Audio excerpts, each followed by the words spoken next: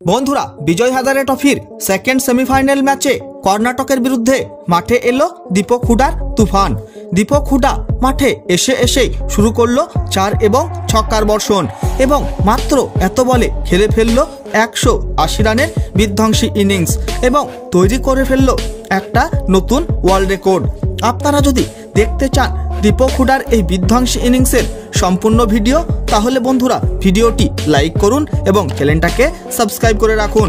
বন্ধুরা, বিজয় হাজারে ট্রফির second semifinal match খেলা হয়ে গেল কর্ণাটক এবং রাজস্থানের মধ্যে এবং এই সেমিফাইনাল ম্যাচে কর্ণাটকের টিম প্রথমে ব্যাটিং করে 282 রান করে ফেললো 8 উইকেট হারিয়ে 50 ওভারে। তার মধ্যে কর্ণাটকের হয়ে অভিনব মনোহর খেলে ফেললো 80 বলে 91 রানের তাবড়তোড় ইনিংস, আর সেখানে মনোজ ভান্দাগে খেলে ফেললো 39 বলে 63 রানের বিধ্বংসী ইনিংস। তার জবাবে এই রান তাড়া করতে এসে রাজস্থানের মাত্র 23 রানের মধ্যেই পড়ে গিয়েছিল 3 উইকেট।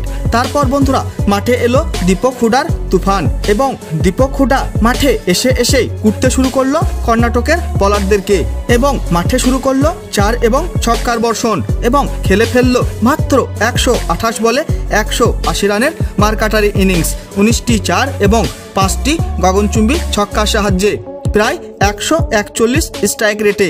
বন্ধুরা, দীপক হুডা 4 এবং ছক্কার সাহায্যেই করে ফেলেছিল 106 রান, আর এইভাবে দীপক হুডা জিতিয়ে দিল 100% হেরে যাওয়া এই সেকেন্ড সেমিফাইনাল ম্যাচ এবং রাজস্থানের টিম মাত্র 43.4 ওভারে এই রান তাড়া করে ফেললো, আর এইভাবে খুবই সহজেই রাজস্থান 6 উইকেটের বিশাল বড় ব্যবধানে জিতে নেয় কর্ণাটককে হারিয়ে এই সেকেন্ড সেমিফাইনাল ম্যাচ। বন্ধুরা, দীপক হুডাকে কি ভারতীয় দলে সুযোগ দেওয়া উচিত কি উচিত নয় এবং এই বিজয় হাজারে ট্রফির ফাইনাল ম্যাচ কে জিতবে, রাজস্থান না হরিয়ানা?